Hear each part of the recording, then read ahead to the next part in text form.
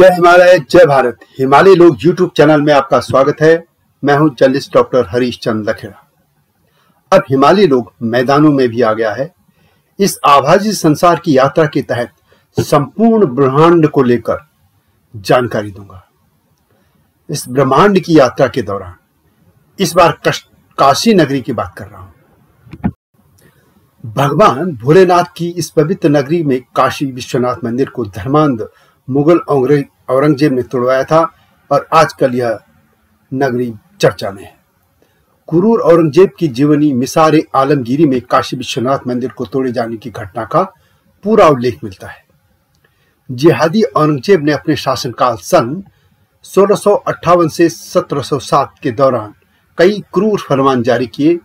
इनमें हिंदुओं का कत्लेआम, जजिया कर, हिंदुओं के प्रतीक अर्थात गुरुकुलों, मंदिरों और देवस्थलों को ध्वस्त करने का फरमान भी शामिल है। उसकी हत्यारी सेना ने भी उसके फरमानों पर पूरी ईमानदारी से अमल किया।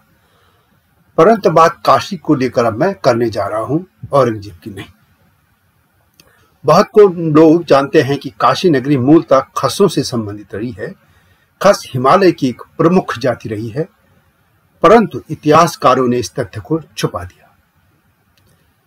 काशी को लेकर पहले पौराणिक तौर पर जानकारी देता हूं, उसके बाद खस और काशी का उल्लेख करूंगा।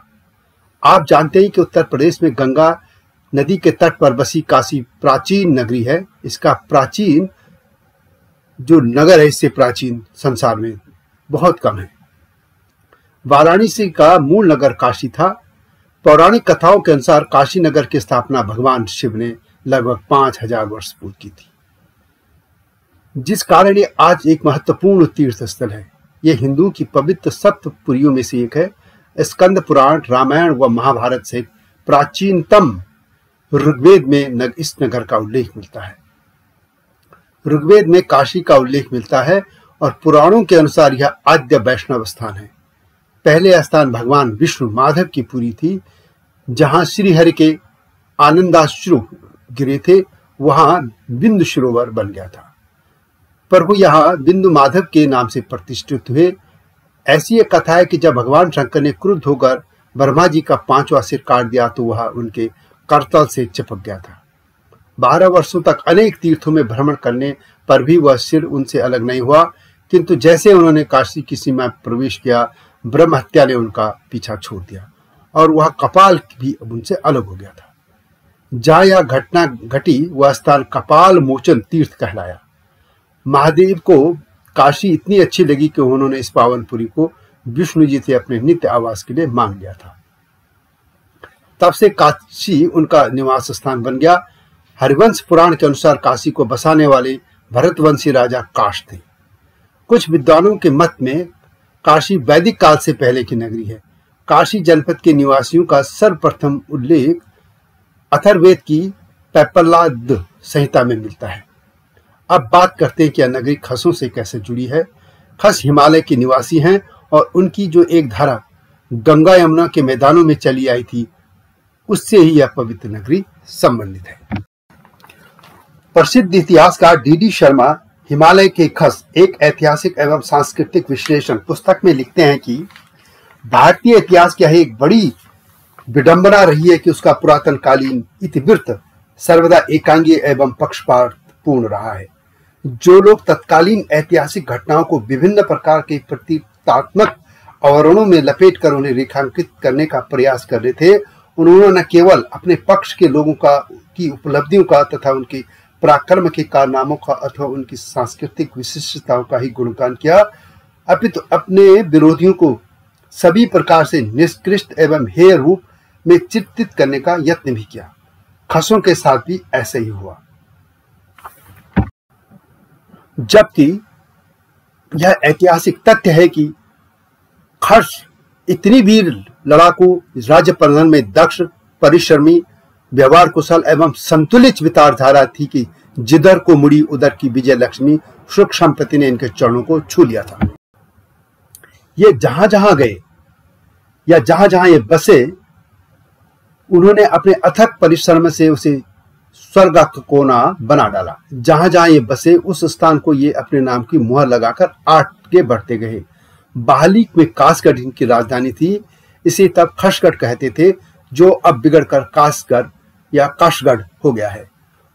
पूरा मध्य एशिया तब खशगढ़ कहलाता था। परंतु दुर्भाग्य की बात है कि खशों की जो मूलतः आर्यों के अपने ही रक्त बांधव थे, वैदिक अनुष्ठानों तथा वैदिक पुरोहित वर्ग के प्रति आस्थावान न होने के कारण द्वेषपूर्ण आर्य स्मृतिकारों ने इन खशों के लिए इनके और पुराणकारों तथा लेखकों ने इनको वृषल, मल्लेज, पिशाच आदि नामों से इनको वर्णित कर दिया। इसी तरह प्रसिद्ध इतिहासकार डॉक्टर शिव प्रसाद डबलाचार्य अपनी पुस्तक में लिखते हैं कि पूरब की ओर काशी, कुश, कुशस्थल, कुशीनगर आदि का संबंध संभवतः प्राचीन खस कुश जाति से ही था।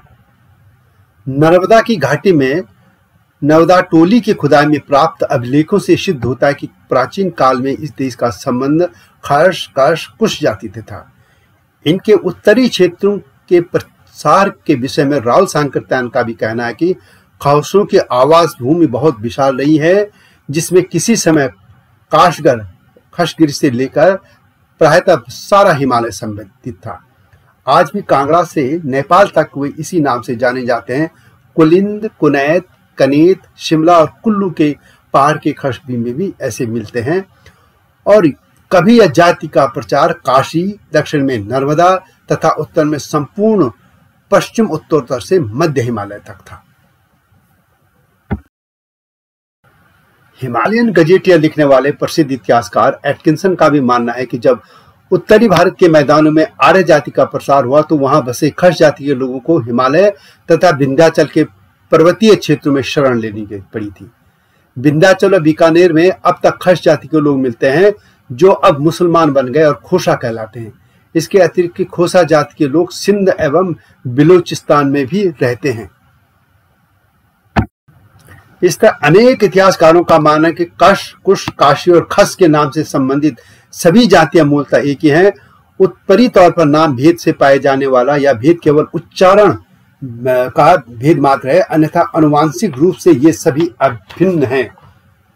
कशियों या कसाईयों के विषय में सैगम HWF का भी कहना है कि ये लोग मूलतः जबग्रॉस के पार्वत्य क्षेत्र पर्वत के रहने वाले थे।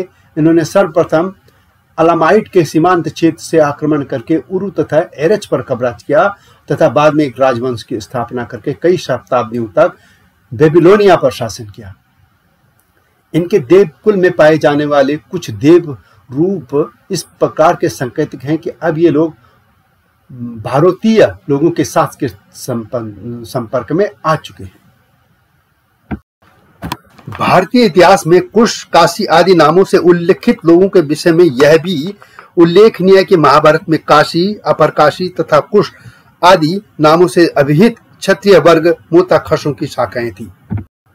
डॉक्टर डबराल लिखते हैं कि खशों की जो शाखा उत्तरी भारत में स्थापित हुई वह तो खश नाम से विख्यात रही, किंतु जो शाखा दक्षिण में स्थापित हुई वह काशी या कुश नाम से।